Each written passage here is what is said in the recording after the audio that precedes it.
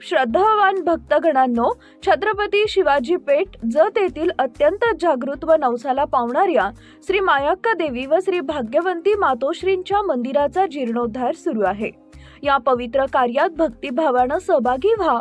तुमची छोटीशी देणगी ही देवीच्या कार्याला मोठं बळ देईल। संपर्क बसवराज महाराज अलगूर, फोन पे, गुगल पे 97 67 27 22 77। देवी भक्तांनी एकत्र येऊन हे पुण्य कार्य यशस्वी करावे ही नम्र विनंती। नमस्कार, मी मेघा जगताप, बीबीएम न्यूज मध्ये आपल्या सर्वांचं स्वागत। पाहूया आजच्या घडामोडी। शेत तलावात बुडून आई व मुलाचा मृत्यू। जत तालुक्यातील डफळापूर येथील भोसले मळ्यातील शेत तलावात बुडून मेंढपाळ कुटुंबातील आई सुशीला विठ्ठल पडोळकर वय 45 वर्ष आणि मुलगा अनिल विठ्ठल पडोळकर वय 28 वर्ष राहणार अकोल, तालुका निपाणी, कर्नाटक हे दोघेही मयत झाले। ही घटना बुधवारी सकाळी 9 वाजण्याच्या सुमारास घडली।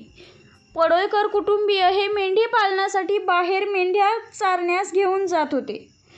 गेल्या 1 महिन्यापासून जत तालुक्यातील बाज, डफळापूर, कोकळे तसेच अंकले गावी ते मुक्कामी होते।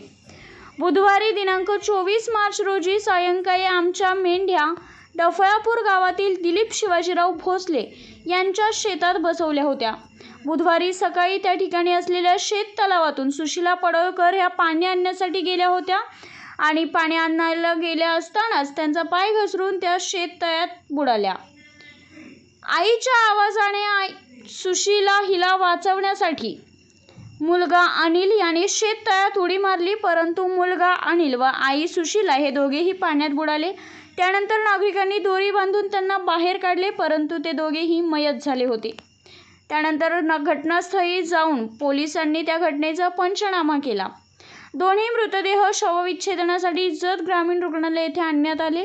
रात्री उशिरा उत्तरीय तपासणीनंतर मृतदेह नातेवाईकांच्या ताब्यात देण्यात आले। या प्रकरणी जत पोलीस ठाण्यात सिद्धप्पा पडोळकर यांनी घटनेची वर्दी दिली आहे।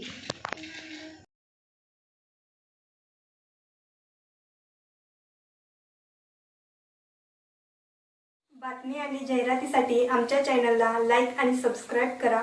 धन्यवाद।